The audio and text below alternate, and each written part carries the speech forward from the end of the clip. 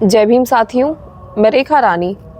आज 19/12/2024 की विज्ञप्ति आपके लिए लेकर आई हूँ, इसी उम्मीद के साथ कि आप सब ध्यानपूर्वक मुझे सुनेंगे। बीजेपी के केंद्रीय मंत्री श्री अमित शाह द्वारा संसद में भारतीय संविधान के मूल निर्माता और दलितों और अन्य उपेक्षित वर्गों के पूजनीय भगवान और मसीहा परम पूज्य बाबा साहेब डॉक्टर भीमराव अंबेडकर के बारे में जिन शब्दों का इस्तेमाल किया गया है, उससे बाबा साहेब की गरिमा और अस्तित्व को ठेस पहुंची है। वह इससे एक प्रकार से उनका अपमान हुआ है। इससे पूरे देश में इनके अनुयायियों में ज़बरदस्त गुस्सा और आक्रोश व्याप्त है और उन्हें अपने शब्द वापस लेने चाहिए तथा इसके लिए उनको पश्चाताप भी करना चाहिए, तो ये बेहतर होगा। वरना बाबा साहेब के अनुयायी इस घटना को कभी भी भुला नहीं पाएंगे और ना ही इनको कभी उसी प्रकार से माफ़ कर पाएंगे जिस प्रकार कांग्रेस पार्टी के असंख्य रहे गलत कारनामों को इनके अनुयायी अभी तक भी भुला नहीं पाए हैं और ना ही ये कभी कांग्रेस पार्टी को इन सब के लिए कभी भी माफ़ करने वाले हैं, चाहे ये लोग अपने कितने ही रंग ढंग और चाल आदि ही क्यों ना बदल लें।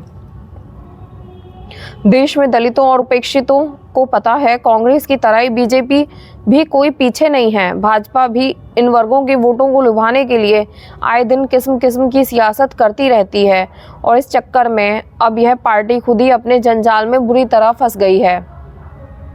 कहने का तात्पर्य ये है कि चाहे बीजेपी और कांग्रेस पार्टी एंड कंपनी के लोग हों, ये सभी जातिवादी दल हैं। वे सभी अभी भी बाबा साहेब का कतई भी दिल से सम्मान नहीं करते हैं। वैसे भी इनका सम्मान केवल दिखावटी और छलावा ही है। सुश्री मायावती जी ने अंत में सत्ता और विपक्ष दोनों को ये चेतावनी भी दी कि यदि इन्होंने दलितों और अन्य उपेक्षित वर्गों के वोटों के स्वार्थ की खातिर अपनी यह सियासत बंद नहीं की तो फिर बीएसपी को इनके विरुद्ध पूरे देश में आवाज़ उठानी पड़ेगी और इनका पूरा पर्दाफाश भी करना पड़ेगा। मीडिया वार्ता, लखनऊ 19 दिसंबर 2024 दिन बृहस्पतिवार। बहुजन समाज पार्टी बीएसपी की राष्ट्रीय अध्यक्ष उत्तर प्रदेश की 4 बार रही पूर्व मुख्यमंत्री व पूर्व सांसद सुश्री मायावती जी ने आज यहां मीडिया को संबोधित करते हुए कहा कि जैसा कि विदित है कि बीजेपी के श्री अमित शाह द्वारा संसद में भारतीय संविधान के मूल निर्माता और दलितों और अन्य उपेक्षित वर्गों के पूजनीय भगवान और मसीहा परम पूज्य बाबा साहेब डॉक्टर भीमराव अंबेडकर के बारे में जिन शब्दों का इस्तेमाल किया गया है, उससे बाबा साहेब की गरिमा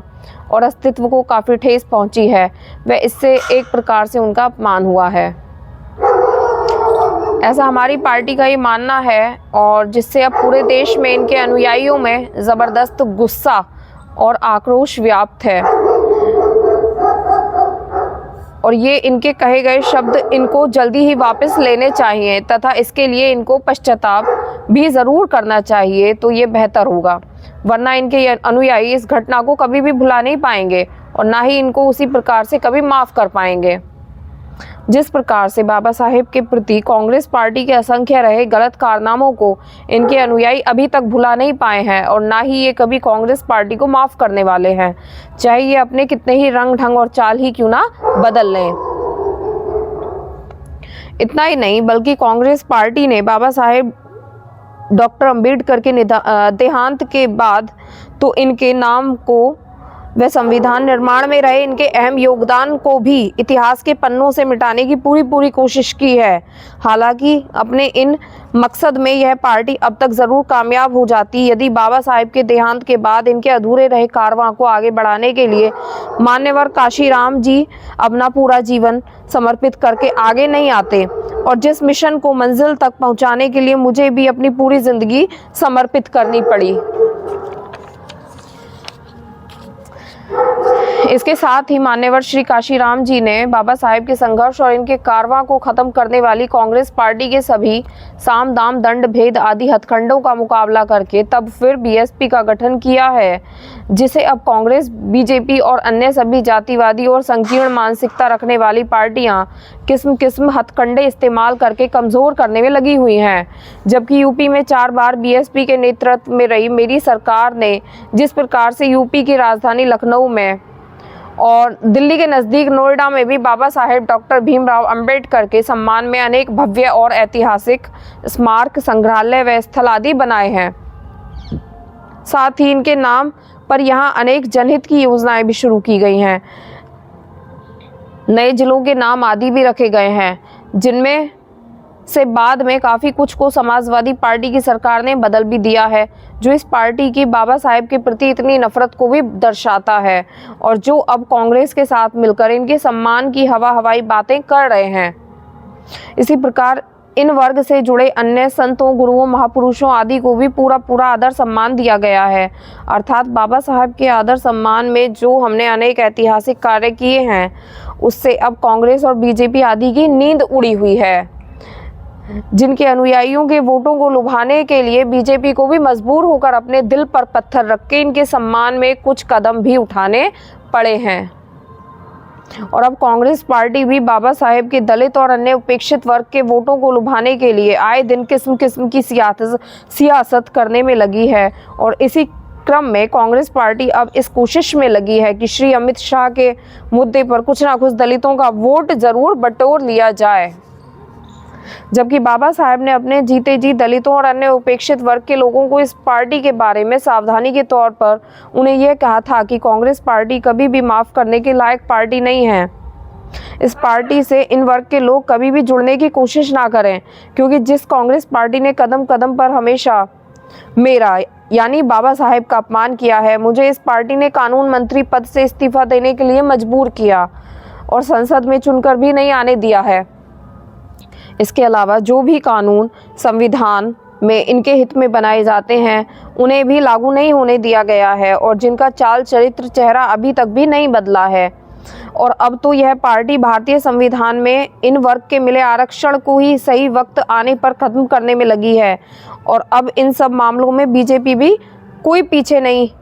है। यह पार्टी भी इन वर्ग के वोटों को लुभाने के लिए आए दिन किस्म किस्म की सियासत करती रहती है और इस चक्कर में अब यह पार्टी खुद ही अपने जंजाल में बुरी तरह से फंस गई है। कहने का तात्पर्य ये है कि चाहे बीजेपी हो या कांग्रेस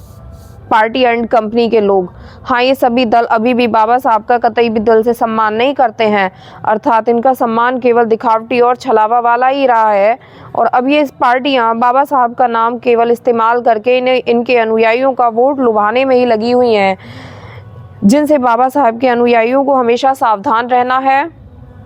और अब इन्हें बाबा साहब के पद चिन्हों पर चलकर अपनी एकमात्र हितैषी पार्टी बीएसपी से ही जुड़कर अपने मसीहा और भगवान बाबा साहेब डॉक्टर भीमराव अंबेडकर जी का नाम यूपी की तरह पूरे देश में भी रोशन करना है, ताकि फिर कांग्रेस पार्टी व अन्य कोई भी जातिवादी व संकीर्ण मानसिकता रखने वाली पार्टी कभी भी इनका अपमान करने की अपनी हिम्मत ना जुटा सके तथा आए दिन इनके अनुयायी का हर स्तर पर हो रहा शोषण और उत्पीड़न आदि भी होना काफ़ी हद तक ज़रूर बंद हो जाएगा।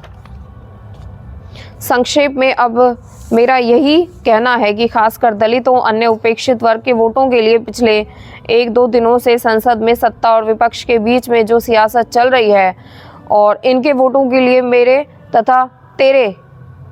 अंबेडकर हैं, जो ये चल रहा है और अब इनकी ये लड़ाई धक्का मुक्की तक भी आ गई है, यह सब शोभा नहीं दे रहा है। पूरे देश के वीकर सेक्शन के लोग इनकी इस प्रकार की सियासत को देख व समझ भी रहे हैं कि ये सब इनके वोटों के स्वार्थ की खातिर किया जा रहा है तथा वास्तव में इनके दिल में कुछ और यानी काला छिपा हुआ है। इसलिए वे ना तो सत्ता पक्ष के बहकावे में आने वाले हैं और ना ही विपक्ष के, क्योंकि उन्हें ये मालूम हो गया है कि ये पार्टियां उनकी हितैषी नहीं हैं, बल्कि केवल वोटों के लिए लालायित हैं तथा संविधान की बात ज़रूर करते हैं, लेकिन संविधान पर पूरी निष्ठा और ईमानदारी से अमल नहीं करते हैं। इन्होंने अगर संविधान को ठीक ढंग से लागू किया गया होता तो फिर बाबा साहब अपने कानून मंत्री पद से इस्तीफा ही क्यों देते, और ना ही आज उस पार्टी के लोग जो संविधान के प्रति दिखाते रहते हैं, उन्होंने संविधान पर ठीक ढंग से रत्ती भर भी अमल नहीं किया। और अगर ठीक से अमल किया होता तो आज वे लोग सत्ता के बाहर नजर नहीं आते। आज इनको अपने रंग ढंग और चाल नहीं बदलने पड़ते, बल्कि इनके स्थान पर इनको बाबा साहब का सम्मान करने के साथ साथ इनके अनुयायियों को संविधान का पूरा लाभ देकर इनका दिल जीतना चाहिए, जो यह हमें संभव होता हुआ नजर नहीं आता है। ऐसे में दलितों और अन्य उपेक्षित वर्गों को इनकी इस दिखावटी और छलावा वाली सियासत से ज़रूर बचना चाहिए। बल्कि दलित और अन्य उपेक्षितों को लुभावने वादे और गारंटी आदि के माध्यम से गुमराह करने तथा इन्हें हमेशा की तरह लाचार और गुलाम बनाकर रखने और इन्हें अपने पैरों पर खड़ा नहीं होने देने के मामले में सत्ता और विपक्ष की पार्टियां लगातार किस्म किस्म की सियासत करने में ही लगी रहती हैं। किंतु अब इस समाज के लोग सावधान हैं और आसानी से इनके बहकावे में आने वाले नहीं हैं, बल्कि इस समाज के करोड़ों लोग बाबा साहेब डॉक्टर भीमराव अंबेडकर के अनवरत अथवा संघर्षों और फिर उनके बाद मान्यवर श्री काशीराम जी की दिन रात की जबरदस्त मेहनत और त्याग तपस्या से ये काफी जागरूक हो चुके हैं। वे सत्ता की मास्टर चाबी प्राप्त कर अपना उद्धार खुद करने के योग्य बनने के लिए अपनी अंबेडकरवादी पार्टी बीएसपी से जुड़कर लगातार संघर्षरत हैं। अब मैं अंत में सत्ता और विपक्ष को ये चेतावनी भी दे रही हूँ कि यदि इन्होंने दलितों और अन्य उपेक्षित वर्ग के वोट की खातिर अपनी यह सियासत बंद नहीं की तो फिर हमारी पार्टी को इनके विरुद्ध पूरे देश में आवाज़ उठानी पड़ेगी और इनका पूरा पर्दाफाश भी करना पड़ेगा। इसलिए सत्ता और विपक्ष की पार्टियां बाबा साहब के नाम पर अपनी अपनी सियासत करना बंद करें। इन्हीं ज़रूरी बातों के साथ अब मैं अपनी बात को यहीं समाप्त करती हूँ। धन्यवाद। जय